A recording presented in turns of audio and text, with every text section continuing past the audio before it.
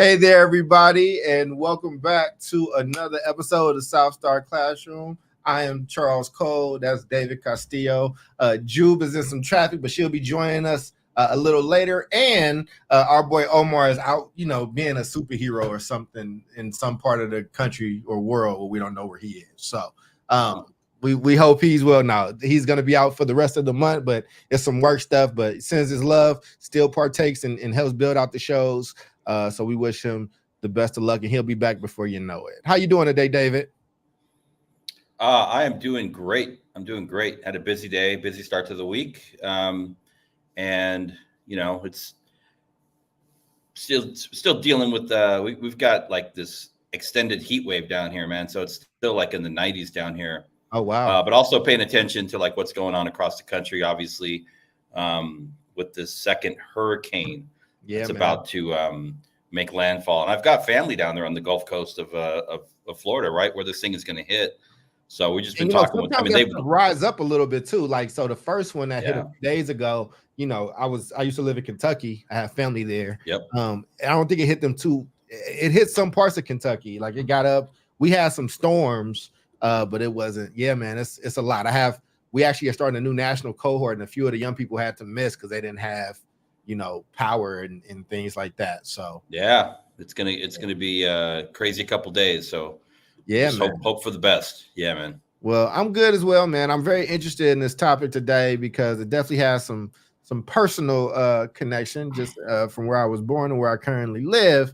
But I also think this will be interesting for you, David, just in the work that you've done before and what we've done and had to kind of deal with before. So I don't know if we've ever dealt with this, though. So let me just go ahead and introduce it. So I want to welcome you all officially to the South Star Classroom, where we break down the story shaping education in our communities. Today, we're diving headfirst into the chaos happening right now in Chicago public schools. In a move that's left the city stunned, the entire school board has resigned, setting the stage for a showdown between Mayor Brandon Johnson and CPS CEO Pedro Martinez. What's behind this mass exodus? Is it a political grab, or are there deeper issues at play? We're here to unpack this power struggle, the politics, and most importantly, what it means to Chicago students and families. So let's get into it. This is a moment that could change the future of education in Chicago forever, and it is happening right now. So for those out there that don't know, CPS CEO Pedro Martinez was appointed by the former mayor before she lost re-election.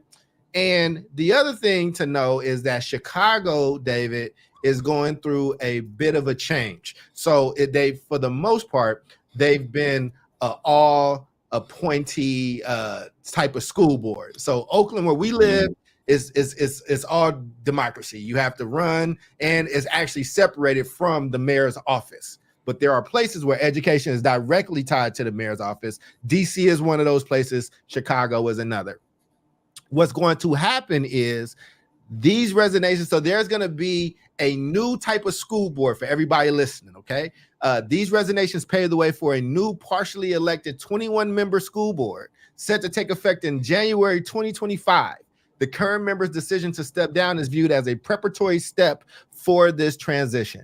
So the mayor will get 11 seats on the new school board format, and 10 will be elected. 11 and 10.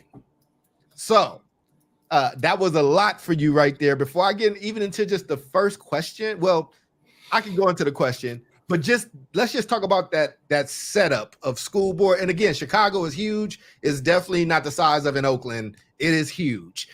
So there might be some understanding there. But what do you think about that school board makeup and those new rules? Oh wow, yeah, great topic. And this is definitely like an area where we are going to nerd out a bit. Mm-hmm. But I did a little bit of research going back because I wanted to better understand this appointed school board situation. And it's a huge school board, right? We're used to like 7, 8, 9, 10. And I think the school board is what, 21, 22? It will be 21. It was 7.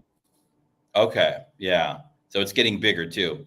But I guess the school boards historically were not appointed. I think this started in 1995 under the direction of then Mayor Richard Daley, right? Mm-hmm. So as the city went through like this shift towards a more strong mayor position, that's when the transition happened.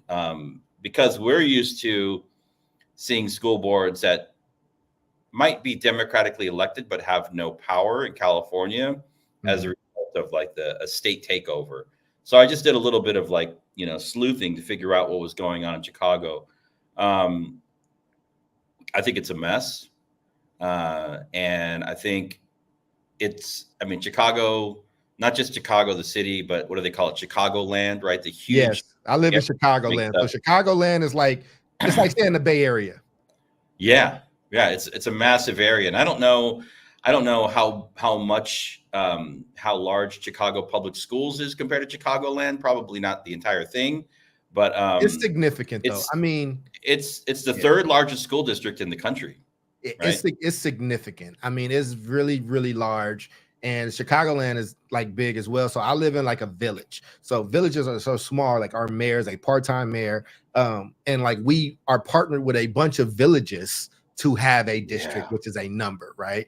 But the difference here is like in San Francisco, it's like just a little bit, but Chicago is more like New York than San Francisco in the sense of things in Chicago, even if you don't live in Chicago, have a massive impact on the rest of the state. Like it's a huge one. Like there's a lot of stuff that might go on with the San Francisco school district, but it doesn't impact Oakland as much. You know what I mean? Like Oakland kind of has its own thing, but like New York is like that. Like New York State, like whatever is happening in New York City, it kind of impacts, especially that larger New York area, right? So I just think it's interesting, man. So yeah, I just getting your take on it is just interesting to me because, like, have you ever heard of such a thing? One, have you heard of the entire board leaving at the same time? The other thing is this board came from him. This was his board. Like, and so maybe we should dig into this a little bit, right? Let me give a summary. So all 7 members of the Chicago Board of Education have resigned, making a significant shift in Chicago public schools governance model. So we're going to just say CPS moving forward, right? Mayor Brandon Johnson appointed 6 new members following the resignations, with 1 position that remains to be filled. And he's had these tensions with the former CPS CEO. And here's the thing. Both of these are Democrats, okay? So Mayor Lightfoot is Democrat, and so is Brandon Johnson, Mayor Johnson. They're both Democrats. So I don't want somebody to think, oh, well, maybe it was a Republican person and now there's a Democrat or vice versa. No, same party. And he was an activist. Brandon Johnson was a big activist in the wake of Chicago having to close about 50 some odd schools about 10 years ago under Rahm Emanuel. So this is one of his claim to fame a little bit, right? Like it's something that he's known for. You and I have dealt with folks that like when schools have to close, and during that time, a lot of schools had to close because the money just wasn't there. So, so these developments come as CPS and Johnson face ongoing labor negotiations with Chicago's teachers union and financial challenges that further complicate the district's future leadership and policies. Again, unbiased here. Oakland, I'm using Oakland because I know Oakland, and we talk about it a lot on this show. Oakland Unified Schools has its own budget. It has its own pension. It is theirs and solely theirs. Now it's a mess at times, but it's their mess. Chicago, it's a pot. So it's police, it's fire, it's education. And what has happened, and like and you can get wonkier on this if you want to, David, but I remember somebody working in OUSD was talking about CPS, who came from CPS, and was just saying, man, when the bill comes due on these pensions with all this stuff and can kicking, it's going to look like Armageddon. That was almost 10 years ago. All right. So what is happening is they are in the middle of fierce teachers union negotiations. Mayor Brandon Johnson is very, very close to the teachers union. Again, I say this with no malice. I say this with no judgment. They elected him. But people have their candidates, right? Sometimes there's a reform candidate. Sometimes there's a union candidate. So both sides put in a lot of money. or whatever the case is. Brandon Johnson's, this is the crazy part, David. The people that he trusted, that he rocks with, we got to a point in the negotiations where the CPS CEO said, this is just not financially responsible. They can't get the money from the state to pay these pensions and pay these salary increases that they're going to do. I think they're probably arguing 44 or 5%, and the union wants 9% over year for the next 4 years. Don't quote me on that. I might be wrong. But they're not, those 5 or 4 points matter in these negotiations.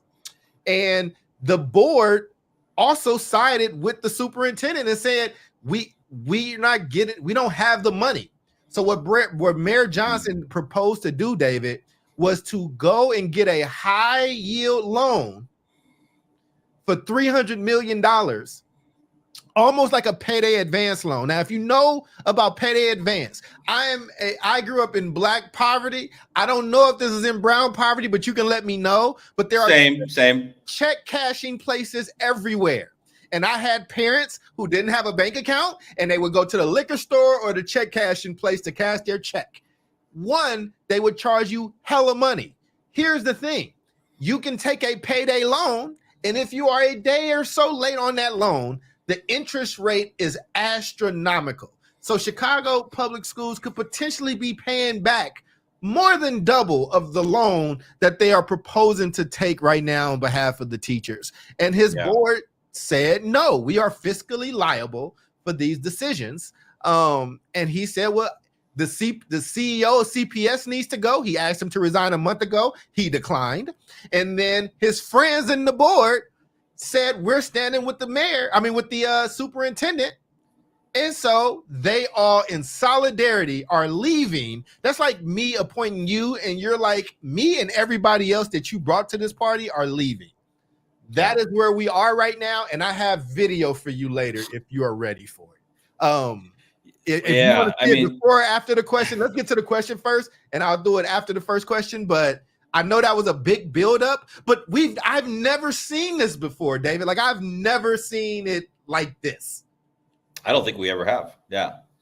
And before you go to the question, I also ask myself, like, so yeah, they're proposing this massive loan situation, right? Just to pay for your basic liabilities, not even like doing anything special, but just to like, it reminds me of what's happening in Oakland, California right now. Not to go down a rabbit hole, but like in Oakland, California right now. It's a good case study because it's a smaller microcosm, but it's the same issue. Yep. Same issue, but at the city level, where the city is running a massive deficit, huge in the hundreds of millions of dollars, and they're trying to basically do like some kind of like fuzzy math to make the numbers good. Mm-hmm. But eventually the liability is going to hit, right? There's going to be, at some point, the light at the end of the tunnel is going to like either be a light or a train, oncoming train. And it's similar because both of these situations, and you laid it out pretty well, in Chicago and in Oakland, have been driven by poor financial management and also pretty incredible, strong influence from organized labor around compensation, jobs, benefits, pensions, et cetera, that are just not like realistic. They're not real, right? And so, that's one thing that I thought about. The other thing, Charles, is I always figure, okay, well, maybe this, $100 million loan or whatever might make sense. But I look at over the last like couple of years in Chicago in particular, and granted, with COVID, we understand that like learning loss happened, and there were other issues, but historically in Chicago, young Black children have fared the worst in all like standardized outcomes, and they continue to, and they're getting worse, with Latino students just above them and white and Asian peers performing at higher levels. So, my question is like, what's going on in Chicago public schools while adults are like, fighting over money and resources? Historically speaking, young Black, young brown children continue to be left out of the conversation in terms of I wouldn't even say like low performing, underperforming. Right. Like there's just no accountability for the system to support these students. And it feels like you have these adults that are having these wrestling matches, but what about the kids? Like I go back to the hello, Exactly. Jubilee. Like what about the children? Man, what about him? And welcome to our matriarch of the show. It's good to see you. You look great. Hi, thank you. Welcome. Oh, look, me and Dave are matching a little here, huh? Fall, harvest. Come on. That's right. Well, we just jumped in. I definitely want to get your intro in a minute just to check in on you. But I just read what's going on in Chicago. I think you've been briefed on it. I am going to. Why don't you give us a quick check in? I'm going to get the video ready to show, and we'll go into the video after your check in. How's that sound? Look at that. That's so beautiful. You're allowing me to check in. Oh my God. Just hurry up and go. Jesus. David, I try to be nice. It's always, she only does it to me. She don't do it to y'all at all. Go ahead. Please. They don't. I wonder why. Hi. Exactly. Thank you, Dave. No, listen, I'm great. It's been a long day. Been going and going and going, but it's on behalf of children and the people that serve them. So I'm like pumped, even though it's been a long day. And what is it? Whatever time it is, 6:17 p.m. EST. I'm good to go. Let's talk about it. What's going on with these school boards, and what are the implications for our work? I'm excited about today's convo. I got you. Well, you all talked amongst yourselves a little bit longer. I'm just getting it queued up. So yeah, go ahead, David. You can kind of fill her in just on your initial thoughts about the craziness that's happening. Well, yeah, I think and get her initial thoughts, because I'm curious what her initial thoughts were just when she read everything. Yeah. So based on what and I think the one thing I didn't say, which I'll say, is so the Chicago public school system is the third largest in the country, and I think these systems are just too big. They're so big, and they just end up becoming huge, massive bureaucracies that are essentially like bound for this kind of an outcome, right? Unless they're managed appropriately. This is a big story, and it's going to continue to be a big story. But Jubilee, I want to hear your thoughts. I don't know if you read the preparation materials, but what are your thoughts on this Chicago situation? I mean, I glanced at it, so I didn't get to read everything. But something that you just said kind of stuck out to me, and that's about like how big the system is, right? The bigger the systems, right? The more need for more structures and more systems to govern the system. And I think my initial point or question is just around like how much of the stakeholder voice is in the system, is informing, what the system does. And I think that, well, they say that the road to hell is paved with good intentions, right? I think by and large, maybe people that get into education on any side, right, probably have good intentions, maybe want to help, our future, our children, etc. But somewhere along the way, it's like it gets the vision, the mission, the purpose gets like jackhammered, slapped to the side. Ego takes over, arguing takes over, all the things take over that pull us further and further away from why we got into this, to begin with.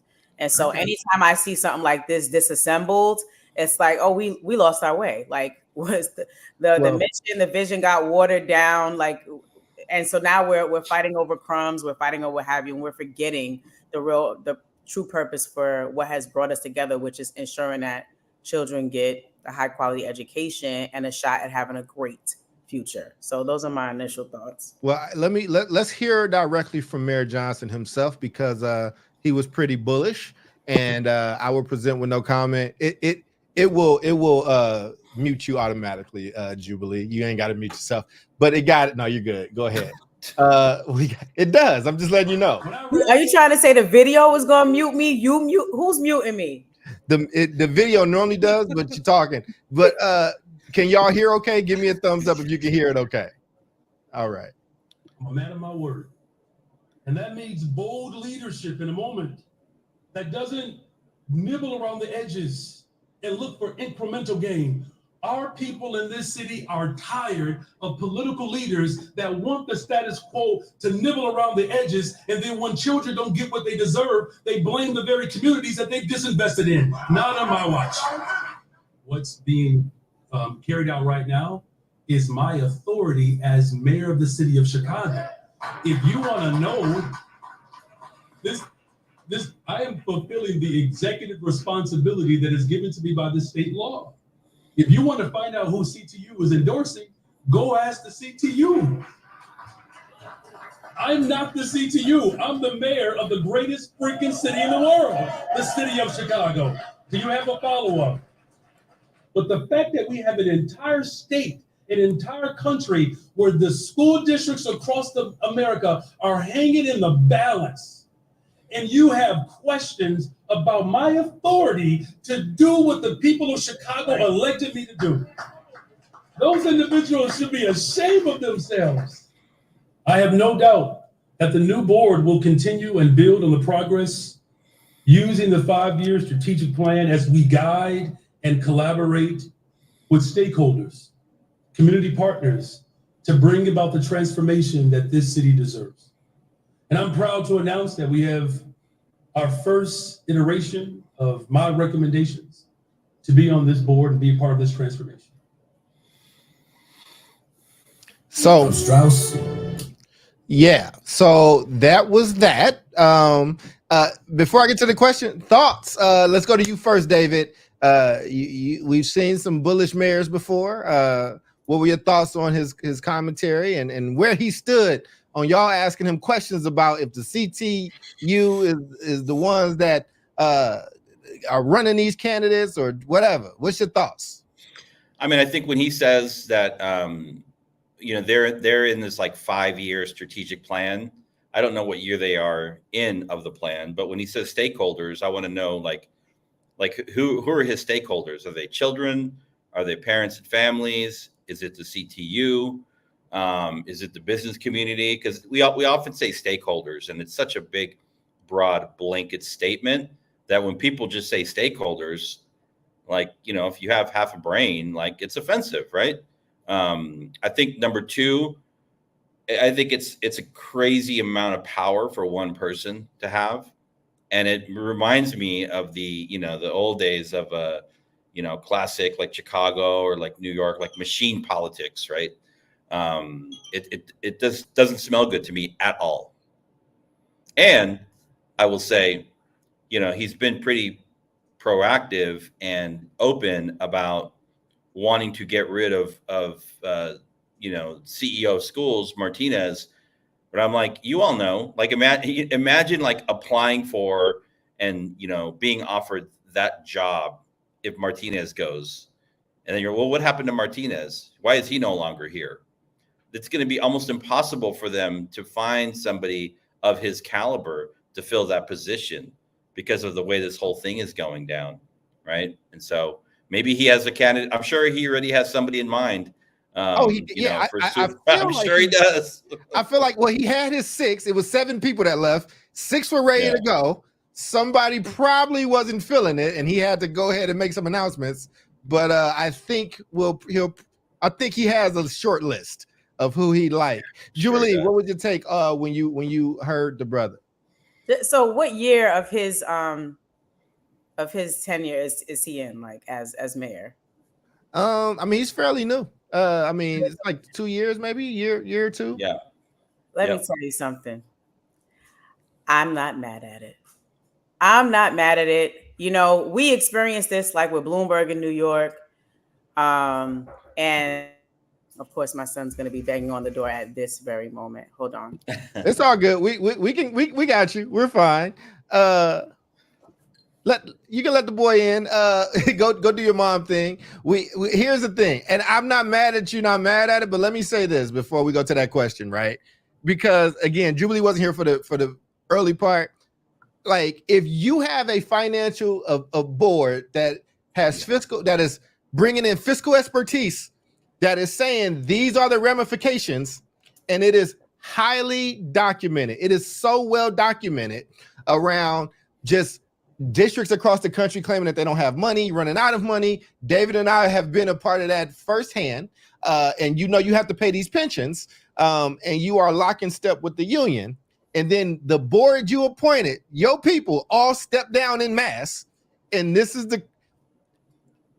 I hear you. I don't know if this has ever happened in history, let alone in a linchpin city, one of the largest cities in the most expensive country in the world. I just don't know if that's happened. I don't know if it's happened. So question. So are you saying that the people stepped down because they knew this guy was coming, or that the guy came and he... No. We got to catch you up. Hold on. Yes, I feel like we're gossiping right now, David. I got to give you these facts. Thank you. In Chicago, it has been a merely the mayor runs Chicago public schools. They used to be able to appoint people. These are his people. The CPS, the superintendent said, we can't afford this union contract. We will not be doing that. We will not endorse that. Mayor Johnson asked him to step down. He did not. The board stuck by the superintendent, not their friend Mayor Johnson, to the point where all 7 of them stepped down. And now Chicago is going from a 7-person board to a half and half board of 21 board members, 10 to be democratically elected and 11 to be appointed by the mayor's office. This is crazy. And if a boards have 2 jobs in America for people that don't know. It's to hire, fire, supervise the superintendent, and to make sure we are fiscally prudent and fiscally fit. So the board is saying, hey, Jubilee, I love you. Thank you for putting me on the board, dog. But you are batshit crazy to the point that this is untenable and I am leaving. I'm sorry. Yeah. This is like the Super Bowl right now. Like, this is crazy. So it's a $300 million loan that the 700 to pay back. $300 million loan that the mayor is suggesting that they take. Right, it's a high interest loan, interest rate somewhere between 6 and 9%. Even on the low end, if it's a 6.5% interest rate, you're looking at an interest amount when it's fully repaid of $20 million. These are astronomical numbers, right? And that's not even to do anything new. That's for regular employment liabilities, pensions, just to keep the lights on, basically. Yes. It is crazy. So, Julie, I didn't want to stop you in the middle of your answer. I just wanted to make sure you had a few more facts before you're on record. And again, there are some people that are fully behind him. He did that talk in the Southside church, not too far from where I live, about maybe 20 minutes or so, like that. He has, some of the biggest pastors. He has done his networking job. He is a former activist. He was very active during Rahm Emanuel's tenure, and he's been very vocal. He is a very vocal CTU, he supports the union. He is one of those people. In fact, I'm pretty sure he probably knows some of the people that got sent from Chicago public schools to Oakland in the middle of contract negotiations to come and rebel rouse here. It is crazy, bro. It is so crazy. But let me be professional. And let's just jump into this first question. So with all that being said, right? What does the mass resignation of the school board signal about the power dynamics between the mayor and public education leaders in that city? Come on, man. What does that tell you when that happens at that scale? Go ahead. We're going to start with you, David. I'm sorry. I'm going to let you. Yeah. No, I think my answer is very brief. I think what it says is that that the mayor is incredibly disconnected from reality, right? From reality of and that's granted, it's a big job, huge, to run the city of Chicago. You imagine running, and the mayor doesn't run the school district, but the mayor, has historically appointed the school board. There's heavy, deep financial connections, and so it's a big part of the job of the mayor also to oversee major aspects of the school district in Chicago. So huge job. I get it. But it clearly seems like he's lost the plot. He's disconnected. I think there was also a letter that was written by hundreds of administrators working within the school system to say, like, no, you need to keep Pedro Martinez, right? They didn't want to see him go, right? Martinez is like an instructional leader. Right. So the school leaders in the system are probably feeling things a little bit differently. And they're like, why in the world would you want to get rid of this guy? They understand that it's political. So, yeah. Yes. Ju, what about you? What does this say when something on this scale happens, that type of mass resignation? I mean, I guess, they believe what they believe. They believe that, dude is crazy. They don't see promise in the plan. They don't back him. And it's probably a lopsided, power dynamic. I'm just curious because I'm just like, yeah, okay, it's a lot of money, but I would love to know like what the rollout of this plan was supposed to be. Okay, you take the loan from who and pay it back how and when, and if this is in favor of teachers, because that's what I'm reading, right? This loan is to pay for teachers' expenses, right? Not like to pay back something that is already owed. Then it sounds like he's in favor of teachers getting what they deserve. So I just have a bunch of questions. Like, well, okay. Yeah. Why do they think that he's so crazy? What? Or it's not that they don't. Okay. Let's backpedal. Let's get the details in. This is a favorable group to the mayor, this board. What happens is, and again, I worked in a superintendent's office and David runs schools, right? Like and he was in when we were going through all that stuff. You have people, you have staff, and then you sometimes have outside financial adjusters or people to kind of help you understand what you can do. When you're in the middle of negotiations with the union, everybody's brought into the table. So they want their 9%, the district wants 4% year over year. They're going to go back and forth or whatever the case is, usually meet somewhere in the middle. But this has been an ongoing issue in Chicago public schools for years and years, where what districts will do, because one, urban superintendents, I think the tenure is less than 3 years, something like that. Two, this is mayoral control, right? So that's why David said, well, what year of the 5-year plan are you in? Because usually when a new mayor comes in or a new superintendent comes in, a new plan tends to come with them, right? So what is happening is this favorable group that loves Mayor Johnson, they listened to their financial advisors and said, this is untenable. So what districts will do, we did it in Oakland. We will not have enough money for something. Somebody will come and pump a one-time loan into the budget. But what we call that is what is it? Not foundational deficit. What do we use? Structural. It's a structural deficit. It's structural, meaning that if as long as you got more money going out than coming in and ADA is dropping and these things are happening, we can't do all of these things. And to which the union will always say, you can find the money, find it, go get it, right? Like, so yeah, it's not that they don't believe in this person. It's that these people who are his friends are listening to professionals. In California, we had FMAT or the FIGMAT? What was it that FIGMAT? Yeah, it was FIGMAT.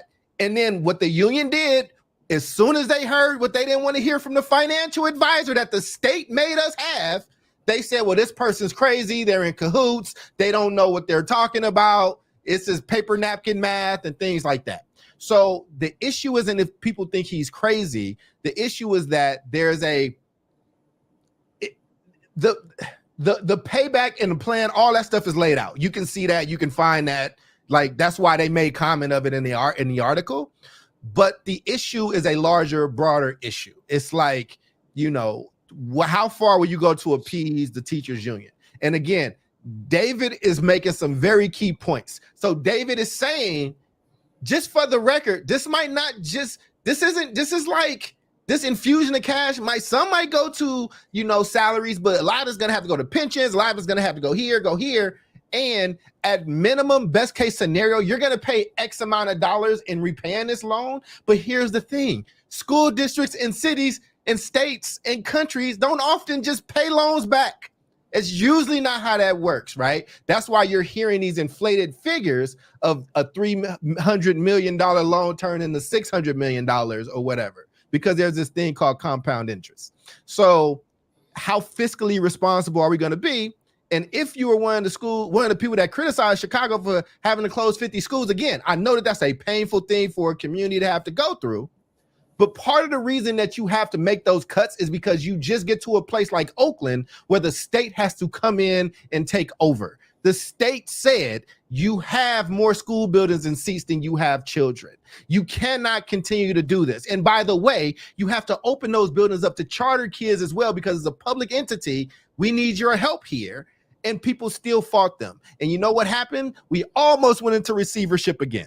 So it is, again, David, you called it right. This is a very, very nerdy show. But I feel like this is one of the times for the nerds where the headline is made its way into the mainstream. Like, this is shit me and you talk about, like, just when, and nobody eavesdrops on this conversation at Pete's Coffee because it's boring to them. But this is like our World Series, David. So, like, yeah. And yeah, Jubilee, to answer your question, Jubilee, the money, and so they're talking about a $300 million loan, high yield loan. The district is already in the red, somewhere in the area of like 500 million. So this is just not even like covering the entire gap. But it would come from like a JP Morgan Chase, and these people don't play around. I mean, if you don't repay your loans, your debt costs go up. They can run into like state and federal intervention. You can start to freeze pensions and salaries down the road. Like, these are all very real things. It's not, I mean, it sounds like it's monopoly money, but at the end of the day, like, it's not monopoly money. It's real money. And I just think it's such a huge, there are large urban school districts across the country that have figured out how to manage their finances. So I don't know what's so different about a New York, an Oakland, a San Francisco, a Chicago, a Portland, other than the fact that these cities where these school districts exist are also, they also happen to be associated with some of the most like radical teacher unions, right? That just don't seem to understand basic finance, whether it be, and we're not even talking about corporate finance. We're talking about basic, like, public finance. You have to, at the end of the day, you have to figure out how to balance what comes in with what goes out. And there's this mentality that there's just always more money. We just got to get more money. We got to lobby our politicians, because if our politicians don't support us, we're going to take our union vote elsewhere to somebody else that will. That's what happened with this mayor of Chicago. He was elected by unions, right? And so he's doing his job, not as mayor of Chicago, but he's doing his job according to the people that elected him to be there.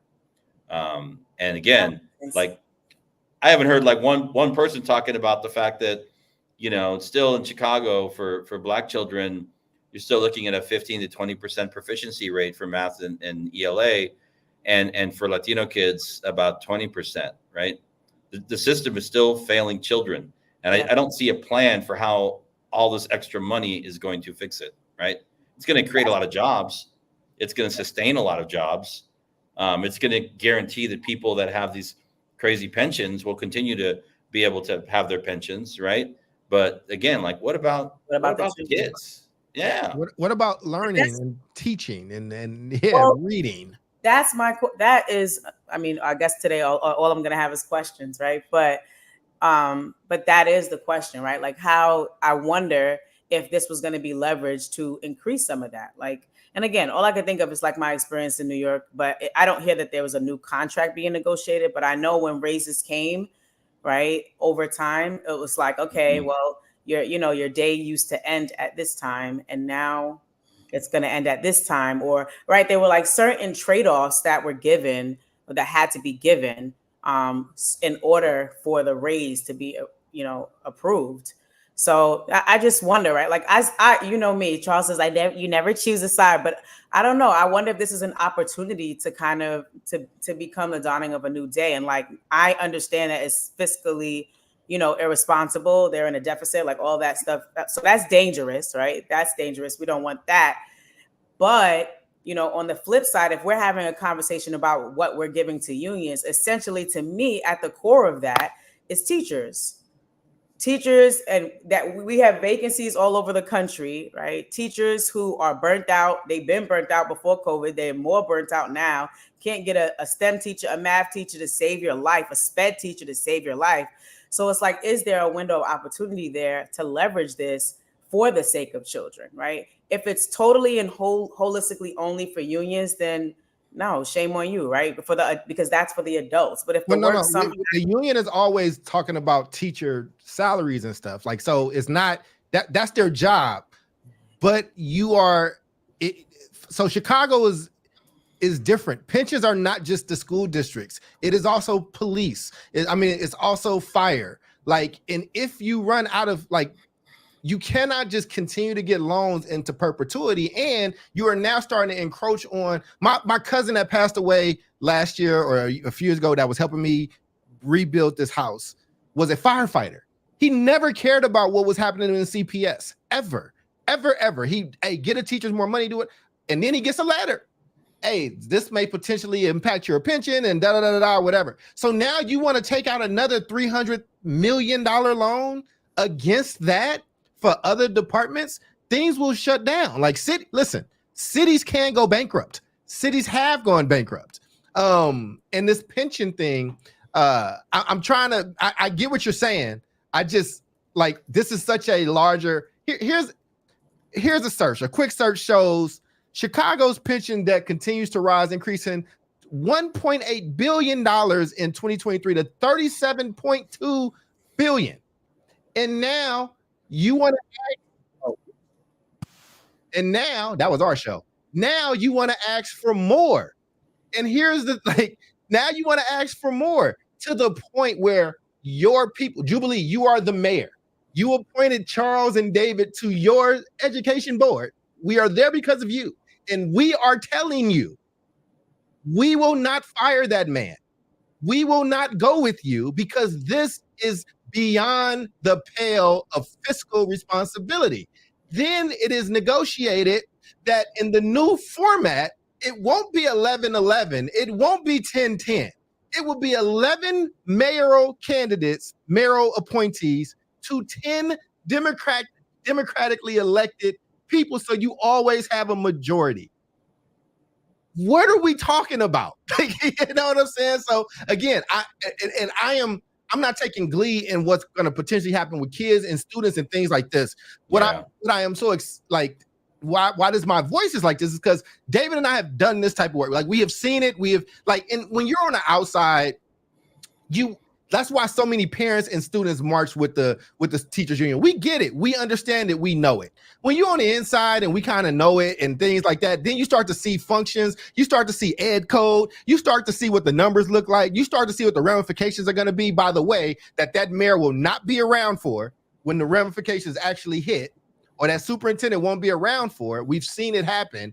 It is just mind-boggling that we are seeing this play out. So this usually happens behind the scenes. This usually happens in other ways, but for it to be such a public spectacle, because it's so egregious, is like, so I get you. You can be on both sides, but I really just want to make sure you understand the details. I'm on the side of the kid. I'm just like, so this has not been approved, right? Not yet. Yeah, still. I think there's still lots of negotiations to happen. Okay. Yeah. I mean, they left, right? So maybe they feel like it's a high probability that it will be. Because why? I mean, I think he's appointed his new school board. He got a school board that's going to do what he wants to do. So yeah. Yeah. So, but you saying they quit, correct? Yes. They quit, but they quit. I understand what you're saying, but they quit. They all stepped down, which until January. It's still a 7-person board till January. Okay. He has appointed a new board that can vote on this before January. I am more than sure, without being there, that in the vetting process, he said, David Castillo, this is what I'm trying to do. Yes. I need you to vote yes on this. Will you vote yes? I get that. So that is what's happening. Okay. I think the going back to like what Jubilee was talking about and what I was talking about, what we all are talking about in terms of student outcomes, right? Like what is the benefit to students for all of this?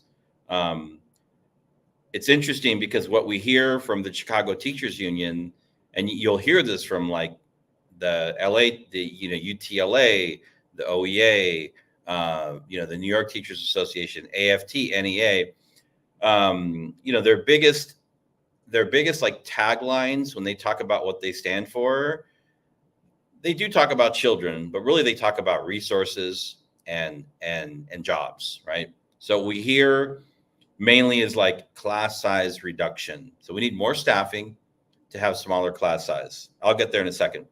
The new thing now is like community schools, having community schools with wraparound services, et cetera, et cetera.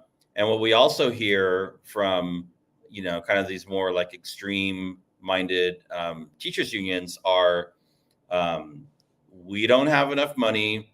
We don't have enough resources. And at the same time, you're not going to close our schools. So we're going to be like 0 school closures. And also we're going to push really hard on no new charter schools, which is happening in Chicago too. Absolutely. Right? Look at absolutely. the Noble Network is like one of the shining examples. And that's where I'll be on November 1st doing the last leg of the new Niagara, by the way. I mean, they're like one of the shining examples in the country, and they are having an incredibly hard time, getting their renewals in place, because part of this whole package thing is like anti-charter also, right? Mm-hmm. And so not really talking about kids, but really trying to propagate a system, right, through flooding it with more resources. Right. And I will say, if you look at even the best studies on class size reduction, you could do your research. There have been not so many studies on class size reduction, but there, a big one out of Tennessee, out of California. The big takeaway is like there is some impact primarily at the early elementary grades. After that, it's really mixed, and it's hard to tell if it's actually class size reduction. So, for all of the talk, and I know this is, this is like sacrilege, right? The evidence on class size reduction, with the exception of the early elementary grades, is still very mixed. So when these school systems and the unions want more money for smaller class sizes, like there's no solid evidence or research to back up that argument. But people don't care, because if you're a parent, if you're a teacher, if you're a student, sure, people want smaller class sizes. Does it actually benefit children? It's hard to say. It's hard to say, unless you're talking about early elementary. And that's just what the research tells us, to kind of separate the emotional argument versus what the research says about class size reduction. There you go. Right. So unpopular take. Right. And here's the thing. I mean, we may have to cover this again. I am so sure it will be on the top of national headlines again soon, because I know we only got about 10 minutes left. But I mean, this, again, we are witnessing a moment in history together. Like, this is stuff that will be discussed 40 years from now, 50 years from now. Like, there will be books written about this. There will be, I mean, this man is about to live in infamy, good or bad or indifferent. Again, and I think Mayor Johnson is somebody who has really pure intentions. I think he comes from like that world of activism and things like that. I also think that when you get in this part of power and you start to see information that wasn't accessible to you before, sometimes you got to make an adjustment. Because his people that loved and trusted him saw those numbers, saw those terms, saw the pension stuff. Like, we haven't even dove into just on your own for some fun Sunday reading. I'll buy the wine for each of you. I'll send it to you. I'll Apple Cash you something, right? So you can buy wine and do this. just read up on the pension looming issue and what impact that's going to have to this city. And when Chicago gets impacted, almost like New York and LA, Illinois gets impacted. Parts of the country get impacted if parts of Chicago have to shut down. Listen, man, any state where the mayor is more popular and well known than the governor, you'll be able to hit this stuff kind of out the park.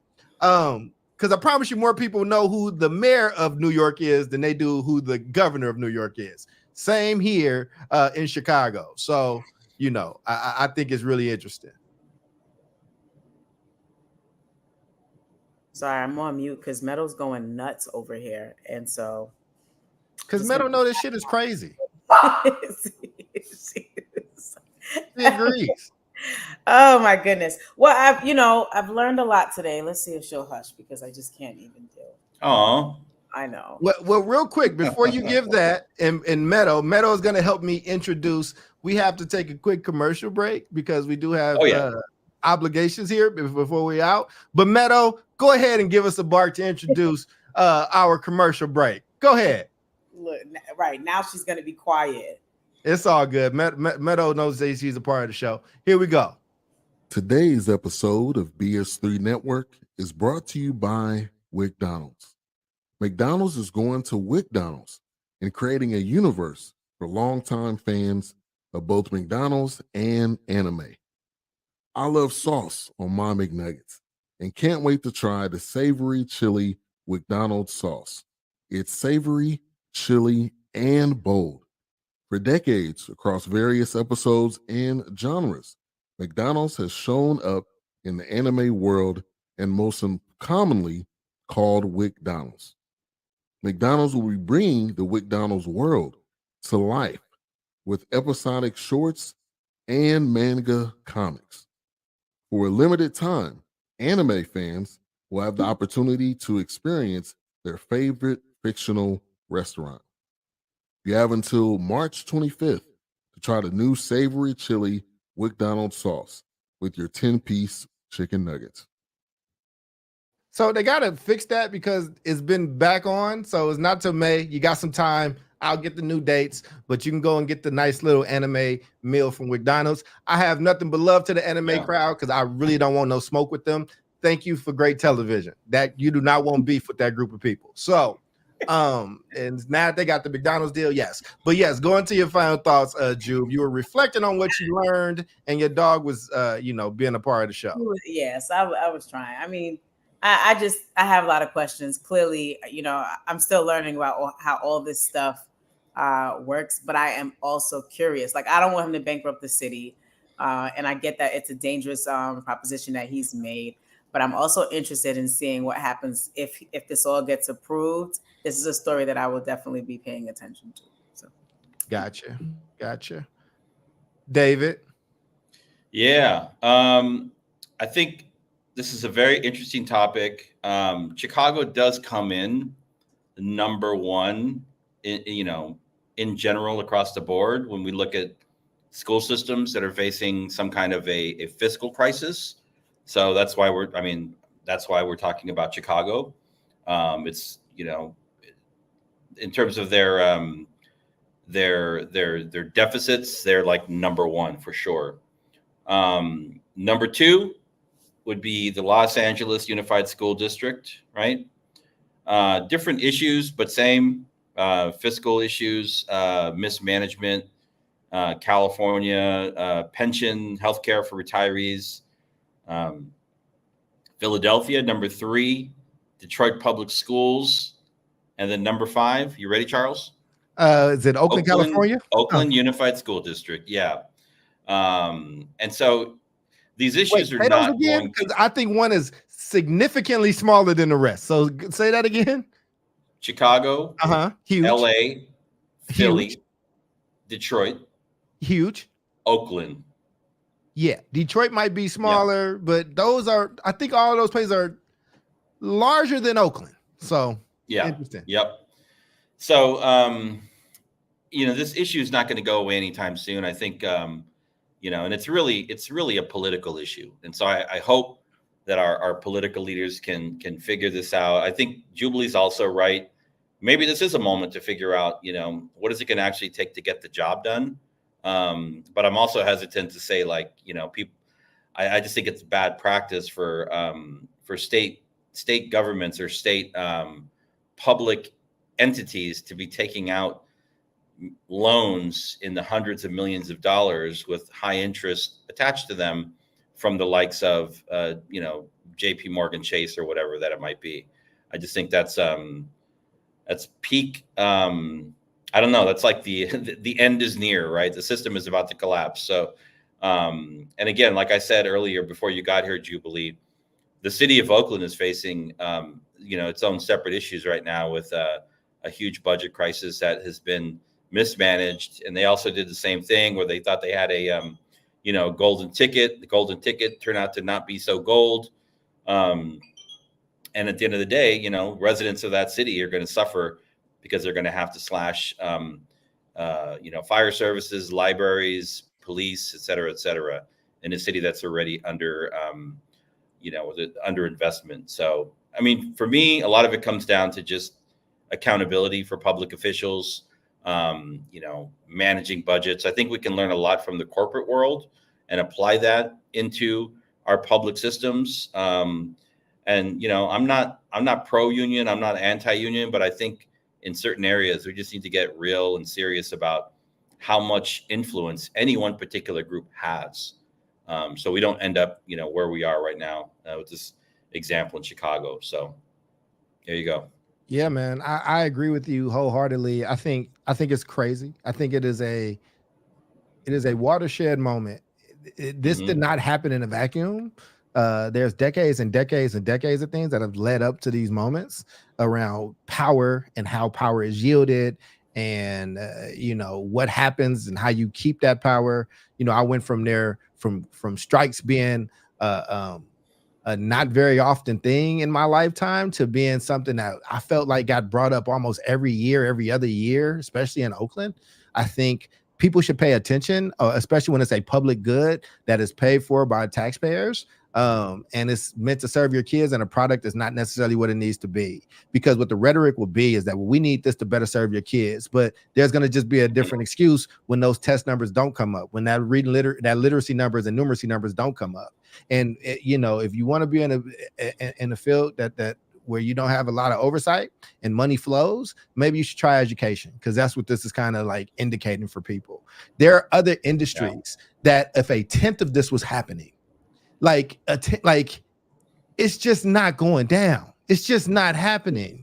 And I also think that sometimes, and not that I don't have my general distrust of authority figures, but usually when authority figures that specialize in a field that you do not, and then they tell you something, and then your friends that you handpicked who love you and care about you and that you trusted enough to appoint them and put your name behind, turns their back on you in very, very public, unprecedented fashion, maybe there's some credence to it. So, but we like drama, not we. The society that we're in likes drama. The internet needs it. Twitter and X and YouTube fiend for catchy headlines. Well, damn it, you're gonna get all that in these proceedings and what happens here. And I really, really feel bad for my fellow folks that actually have to live in the Chicago borders. I'm not in the Chicago borders. I'm just outside. But it looks like it's gearing up to be a lot more of the same. And that makes me sad. But for Omar, for Jubilee, for David, I am Charles. You have listened to another episode of the South Star Classroom. Class will be a session again next week. Same bad time, same bad station. But until then, you all take care of yourselves and take care of each other. And Jubilee, do the homework, okay? We love you. Y'all take care. Peace out.